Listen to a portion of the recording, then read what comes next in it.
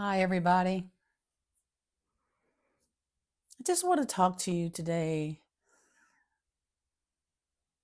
totally unscripted, just what's coming to mind, um, and try to connect on a different level than where I have been on my previous videos. I just want you to understand a different perspective, and what I may be talking about today may not resonate with you, and that's okay. You may find what I'm saying way out there in la la land, and that's okay too. But this message will resonate with those that are ready to hear it. So, what I want to talk to you about today is answering the question, why are we here? Why are we born onto this planet? Why are we here right now? What are we doing here? What's the purpose of us being here? I've certainly asked myself that question numerous times and have heard many other people ask the same questions. And maybe you're asking or have asked that question too.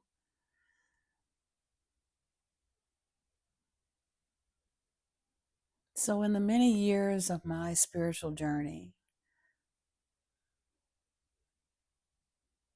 coming out of organized religion when I was younger, not finding the messages taught to me in those institutions as really resonating with my soul or even sounding truthful on a complete level, I always believed in God, but the messages from those religious institutions didn't really resonate with my soul. So I spent many years on a spiritual path, and it has led me to where I am today. So, my answer to the question, why are we here, is this: who we really are individual expressions of God, meaning our very soul, which is housed in our heart, is that portion of God that we are. And before I understood that, I had to accept clearly and completely the understanding that God is everything. Everything. Everything that we detect with our senses, things that we don't detect, everything from the air, the sun, the plants, the animals, water, the planet, the universe, and beyond. It's all God. Everything. And God is in our soul, that part of God that has separated. Well, that's not even a good word, separated, because we are always connected to God. But that individual expression that each one of us has in us as our soul, always connected to God, never separated, no matter what, no matter how, no matter what you've done, there's always that connection. And that soul, that individual expression of God, goes through life after life after life of experiences. Now, I know there are those out there who may not believe in incarnation, and that's okay. If you're curious, I would say pick up some books on the subject matter and start reading it. It might open your eyes. That's how I did it. Matter of fact, it was several of the books by Brian Weiss, MD, who talked about working with his patients who were able to remember many of their past lives and how those experiences in their past lives affected their current life. So that's just an aside for a second. But anyway, so our souls go through many lifetimes, and not just on this planet.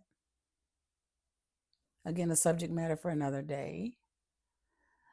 But we come here essentially enter physical form, born into physical form, and we forget that we are actually part of God. These individual expressions of God that were created eons and eons and eons ago, we forget that we are actually part of God and that we create our experiences.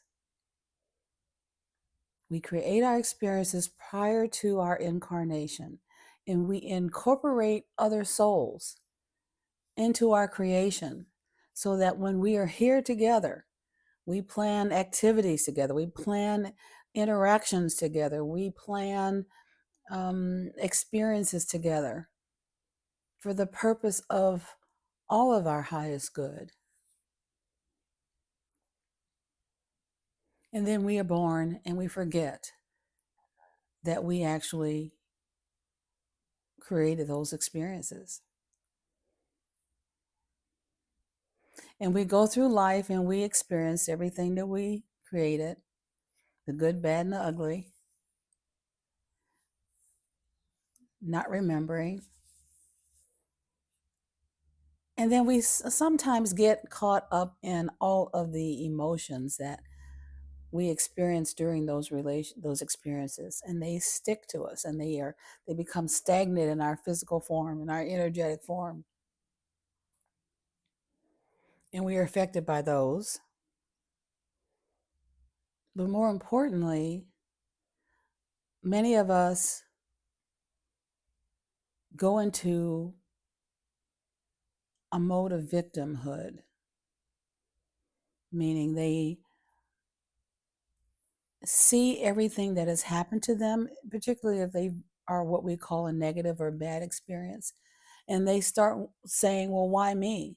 Why did I pick this experience? Why did I pick parents who didn't love me? Why did I pick an abusive partner? Why did I pick a severe mental or physical handicap? Why did I pick having cancer? Why did I pick whatever it is? Why did I do that? Why did I pick living in extreme poverty and difficulty and hardship? Why did I do this? Why would I create that experience for myself? I've asked myself that question so many times in my life before I understood. I was truly the victim of everything that was going on in my life. And I could not understand why me. I tried to do everything right, and I was still having difficulties and hardships, and I couldn't understand why. I saw myself as a good person, yet things were still happening to me that I could not understand. Why my life seemed so hard to me. And I'm not saying I had the hardest life, because by all means I did not, and I'm aware of that. But for me, in this lifetime and my experiences, it was hard. So I was in the victimhood. So through over the years of my spiritual growth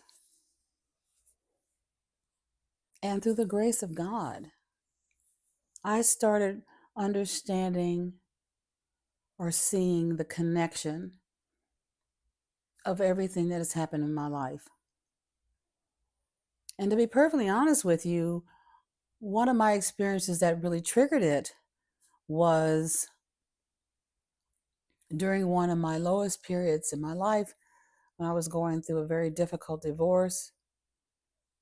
I was having an extreme pity party and crying, boo hoo hoo, and just sobbing and just almost hysterical, deep in the victimhood. And then just suddenly, through God's grace, I became very quiet. The crying stopped. And it was as if someone was playing a movie in front of my eyes. I could see all the events that had happened in my life up to that present moment play out like a movie.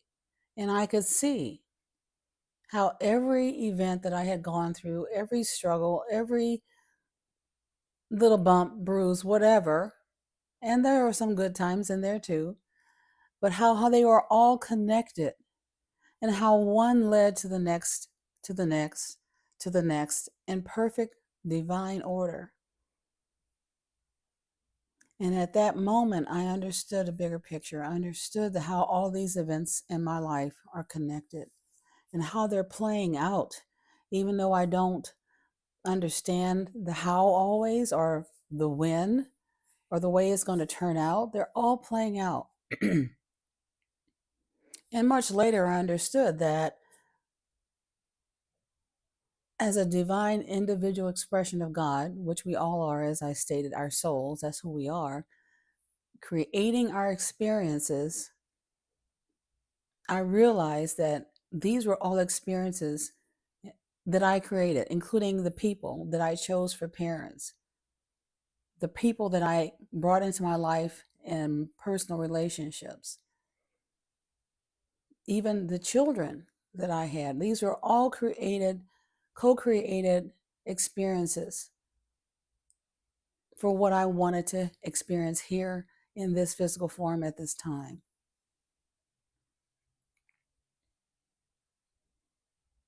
So it takes you out of victimhood to see that. I may also bring up other questions. Well, why would I pick such a hard experience for myself to go through? And you have to sit and go through and understand what you're supposed to learn from going through those experiences, whether it be the death of a child or a spouse or parents,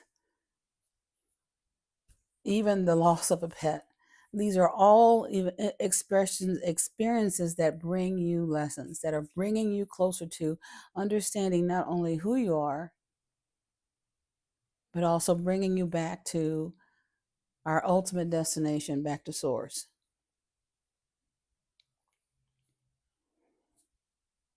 So, if you're on a spiritual journey and you want to start understanding why you're here, why you're going through what you're going through, I would invite you just to sit still and look at what you've experienced so far in your life and see if you can see common patterns or common themes, and sit back and just look and try to understand without the victimhood what you could learn from those experiences, whether it be self-love, whether it be compassion toward others, whether it be acceptance of others. There are so many lessons that we can learn from what we're going through. That's the whole point. This incarnation or this lifetime is just not just for the hell of it, just, for no reason at all. We're just here, just going through the motions. It really isn't that. So take the time to look at what's going on. Do it without the victimhood. See if you can see the patterns and the understandings and the clarity that these experiences are bringing to you. Another thing that I know is that sometimes the experiences will repeat over and over and over again until you get it, until you realize it. An example of that for me was I kept bringing or having the men that came into my life, starting even with my father. They were the same personality types from my father all the way through up to after my divorce. The same type of men, the same personality types, the same behavior patterns. And then till one day, I just looked at them all and I saw the similarities between all of them. And I said, okay, I'm the common denominator in these relationships. So what is it that I keep doing why am I bringing these same personality types, these same characteristics into my life? So I saw it. I saw that's what I was doing, and I sat back and I started looking at what it was that I was trying to get from each and every one of them. And it was always the same thing. It was always my same behavior, and it was always trying to do the same, retrieve the same response from every single one of them. That was, I didn't have my own set of values and self acceptance and self love. I didn't see myself as worthy, and I projected that out. And I was looking for love, self worth, and validation from these men. And I never got it, not from one of them. After trying and trying and trying and trying and trying, until I realized that those things, the self love, the self value, the self worth, had to come from within me. It started right in my own heart. And when I learned that, saw that, guess what? I no longer attracted those types of men into my life. I have no resentment toward any of them, no hostilities toward them, no anger toward any of them, the way they treated me. Because when you go back and circle around again, that we create our own experiences. I created with each one of these souls to have these experiences with them, for them to come into my life at various stages to help teach me the lesson that I finally learned. So I hope you're starting to see that this whole process of life is not about victimhood. It's not about pity parties. It's a process of learning where you are, who you are, seeing yourself as a divine individual expression of God, recognizing that, seeing that you are love and light, and that you're worthy of everything that the God and universe wants to give you. That's why we're here. That's why we incarnate, so that we can have these experiences, so we can have these realizations, and ultimately have enough of these experiences where we really fundamentally understand that we are God. We are parts of God. We all are. We are not separated from one another. We're all oneness in the fact that we are all individual expressions of God. If you take, for example, example of a sun and all the rays that branch off of that sun, consider that sun as God. This is very, very elementary here. Okay, the sun is God.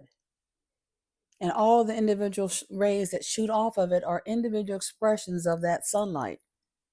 But they are never disconnected. They're all one. And that's how we are all connected.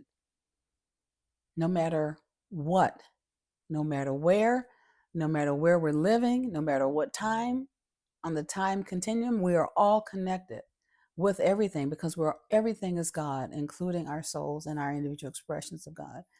So that's the important part. That's where we're going. And once we all get to that understanding, then all this man-made created divisions and separations and differences and fighting and warring and thought processes that one group is superior to the other, or one group is inferior to another, all of that nonsense goes away.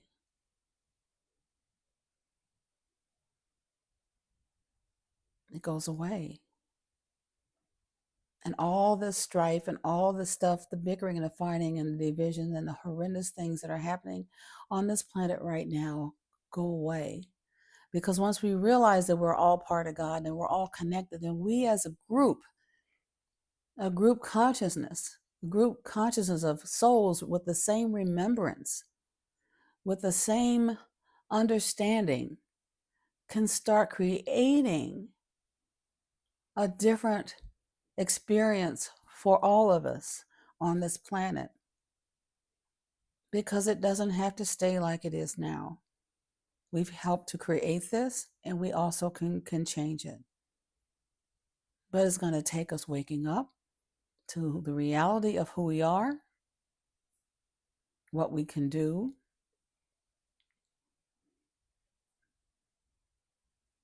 in order to change the world. So, thank you for listening to me rant today. I hope some of this has helped people think and view life a little differently. Please go back and refer to a couple of my other videos if you haven't done so already, where I talk about self-love and understanding that concept. And if you have any other questions, I ask you to please just visit my website at www.marshaarmstrongmd.com for more information. Thank you for listening.